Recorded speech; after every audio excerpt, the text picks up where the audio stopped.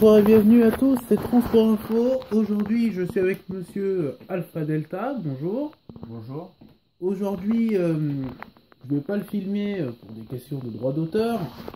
Je vais devoir l'interviewer sur comment il vit à Paris, parce qu'il habite sur Paris, justement.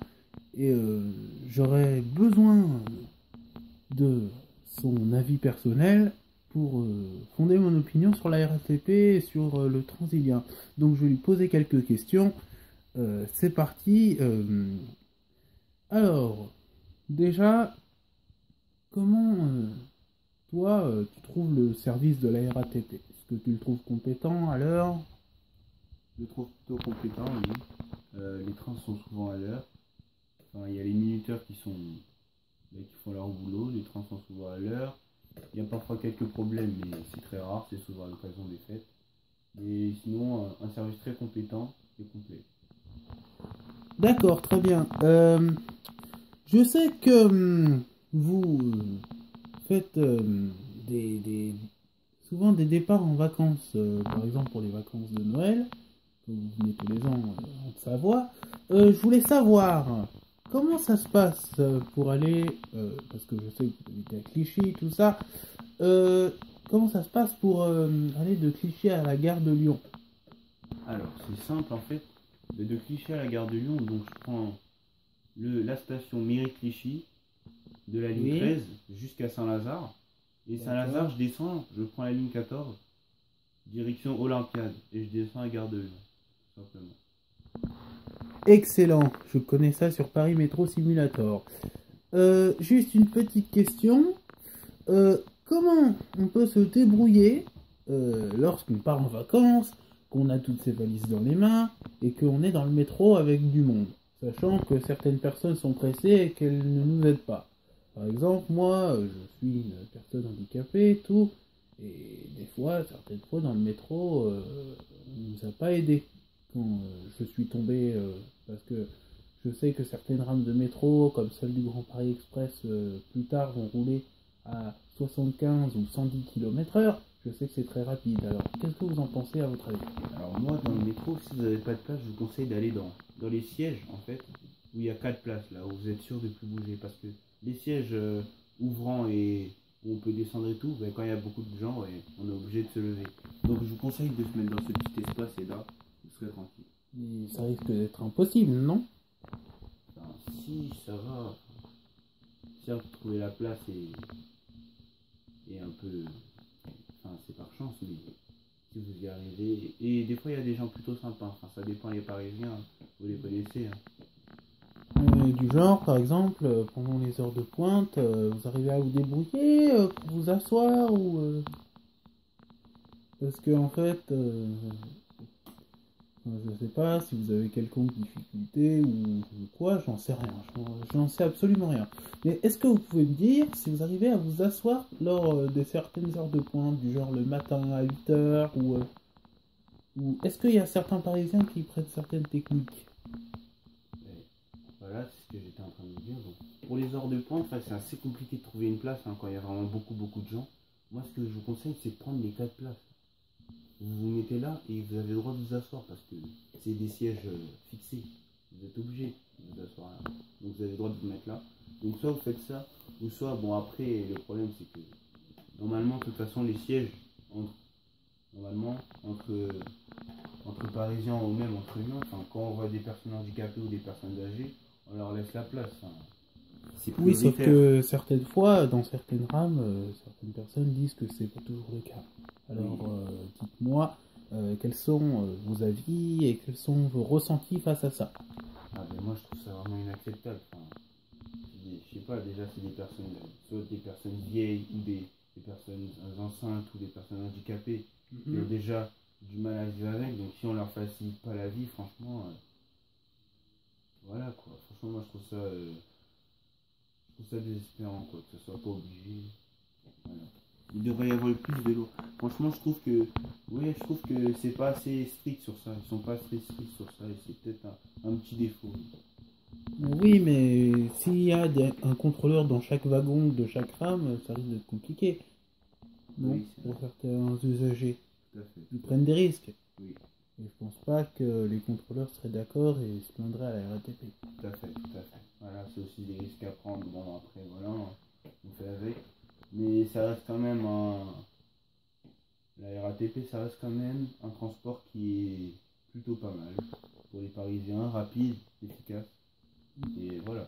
Quel est le mode le plus utile pour vous entre le tram, le bus, le métro, le RER? En fait, ça dépend des heures. Exemple, dans les heures de pointe, je serais plus pour le bus.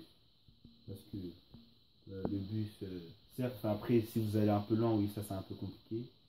Pour aller loin, si vous allez vraiment très très loin, je vous conseille le RER.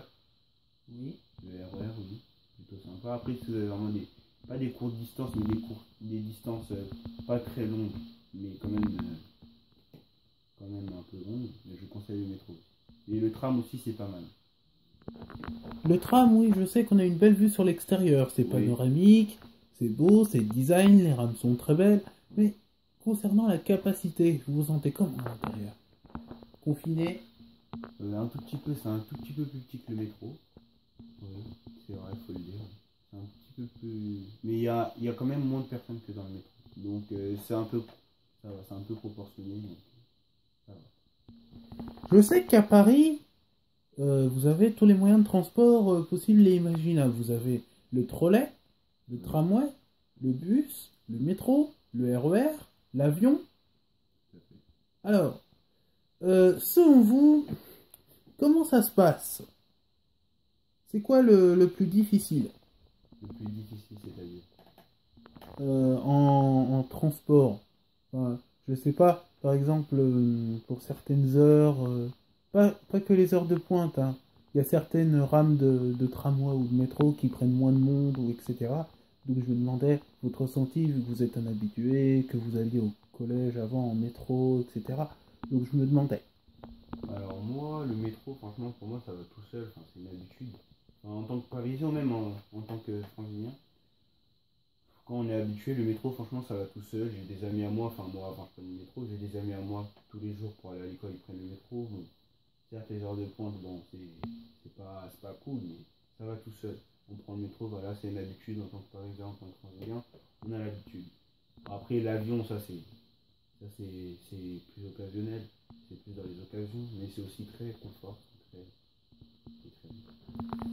Et par exemple, je sais qu'à Paris, tous les 2 ans, il y a le salon du Bourget, ce qui amène des tonnes et des tonnes de touristes.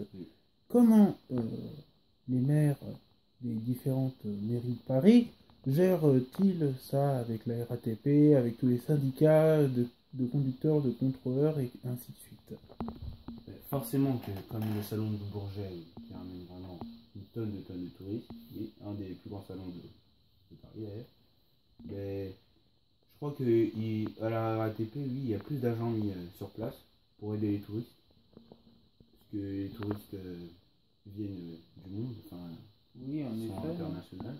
Donc il y a plusieurs agents RATP qui sont mis à disposition de tout le monde, qui Oui, parlent diverses langues, l'anglais, l'allemand, oui, l'espagnol, oui. et voilà, plein de langues. Et voilà, comme ça permet aussi d'aider tous les touristes perdus et tout. Et la RATP fait en sorte que tout le monde se sente bien quand même dans le métro, et ainsi que dans tous ces transports. Et ça, Alors ça, c'était excellent. Très bel avis, je trouve. Mais j'ai une dernière question et après, c'est la fin de ce journal. Je me posais la question de savoir comment c'est la sécurité dans les rames. La sécurité. alors, avec le plan Vigipirate, parce que il y a un plan Vigipirate qui est mis en place, mais en fait, il y a plusieurs agents, des agents qui ont un gilet orange, je crois, qui est marqué RATP dessus, qui surveillent en fait, puisque maintenant, en fait, sur certaines gares, exemple Saint-Lazare, ou place de Clichy, il y a des portes automatiques, en fait, juste avant le métro. Oui, je sais. Et juste devant ces portes automatiques, en fait, il y a des agents de la RATP qui sont là pour dire attention, juste avant l'ouverture, et de vérifier que personne soit entre l'ouverture et la fermeture. Et ça, je trouve ça bien pour la sécurité. Et aussi plein de gendarmes qui sont là dans les gares, plein de... vraiment beaucoup de policiers, plein de gendarmerie, voilà. Donc le plan du J-Pirate est là, et c'est plutôt une bonne sécurité. Et j'oubliais, pour les suicides, vous parliez à l'instant des portes automatiques, je me disais, pour les suicides, ça en a un réel impact? Oui, c'est vrai qu'il y a beaucoup plus il y a à peu près tous les 2-3 jours un suicide dans le métro ou une personne qui s'est accidentellement jetée dans le métro. Donc je trouve qu'il faudrait mettre des portes automatiques dans toutes les rames de métro, dans tous les quais, parce que c'est pas encore le cas. Oui, c'est vrai, sur les stations de RER, il n'y en a pas. Tout à fait. Dans le RER, il n'y en a pas. Le métro, oui, d'accord, sur les lignes 9, genre la 14, oui, bon. Mais voilà, il n'y en a pas vraiment partout, donc ce serait bien d'en mettre partout. Donc déjà, ça évitera les suicides et voilà. Merci d'avoir répondu, Monsieur Alpha Delta, merci. C'est la fin de ce journal, merci de nous avoir suivis, c'était Transinfo. Et voilà le générique de fin, merci à tous.